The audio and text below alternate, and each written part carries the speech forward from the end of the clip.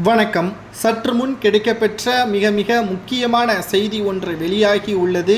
அனைத்திந்திய அண்ணா திராவிட முன்னேற்ற கழகத்தில் பொதுச் செயலாளர் என்று அழைக்கப்படக்கூடிய எடப்பாடி பழனிசாமி அவர்கள் நீதிமன்றத்தில் ஆஜராகியுள்ளார். கொடநாடு வழக்கில் குற்றவாளியாக கருதப்பட்டவர்கள் 7 நபர்கள் நீதிமன்றத்தில் ஆஜராகி தற்பொழுது வாக்குமூலத்தை கொடுத்துள்ளார்கள். அதிலும் அதிமுகவின் ஆட்சியில் சில முக்கியமான நிர்வாகிகள் மூலமாக கேரளாவில் இருந்து எங்களை அழைத்து வந்தார்கள் என்றும் ரகசிய அறையில் என்ன செய்ய வேண்டும், அந்த கொடநாடு பங்களாவில் எதை எடுக்க வேண்டும், தங்க நகைகள் உட்பட சில ஆவணங்களை எடுக்க சொன்னார்கள் என்றும் அதை மறைந்த முதல்வர் ஜெயலலிதா அவர்கள் கார் டிரைவரான கண்ணன் அவர்களிடம் ஒப்படைக்க வேண்டும் என்றும் உத்தரவை கொடுத்தார்கள்.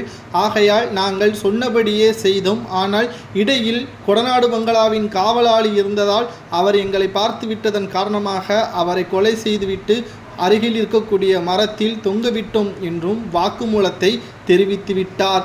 இதனால் தற்பொழுது கொடநாடு பங்களா கொலை நடப்பதற்கு 2 நாட்கள் முன்பாக வரை அந்த பகுதியில் காவலர்கள் போடப்பட்டது. ஆனால் கொலை செய்யப்பட்ட கொள்ளையடிக்கப்பட்ட நாளில் எதற்காக காவலர்கள் அங்கு இல்லை, மாறாக பல நாட்கள் அங்கு மின்சாரம் துண்டிக்கக்கூடிய நிகழ்வு ஏற்படவில்லை.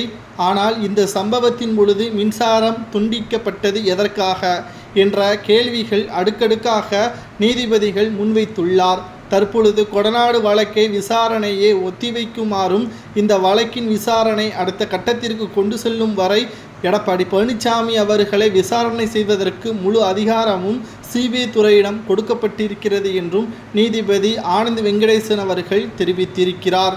இதனால் கொடநாடு வழக்கில் எடப்பாடி தான் குற்றவாளியா அல்லது அவருக்கு கீழ் இருக்கக்கூடியவர்கள் இதை செய்தார்களா என்ற பல்வேறு கேள்விகளும் இங்கு பேசப்படுகிறது.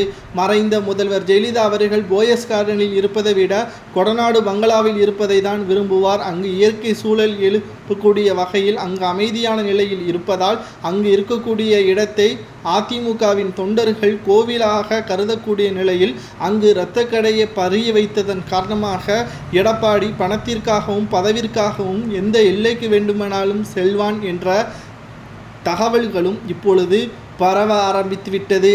இதனால் எடப்பாடி தான் குற்றவாளி என்று அடுத்த முறை நீதிமன்றத்தில் வாக்குமூலங்கள் அடிப்படையிலும் ஆதாரத்தின் அடிப்படையிலும் உறுதி செய்யவிட்டால் சுமார் 7 ஆண்டுகள் வரை சிறை தண்டனை கொடுக்கப்படலாம் என்றும் தகவல்கள் வெளியாகியுள்ளது. மேலும் எடப்பாடிக்கு அதிகபட்ச தண்டனை கொடுக்க வேண்டும் என்றால் எத்தனை ஆண்டுகள் கொடுக்கலாம் என்பதை மறக்காமல் கமெண்ட் வாயிலாக கூறுங்கள்.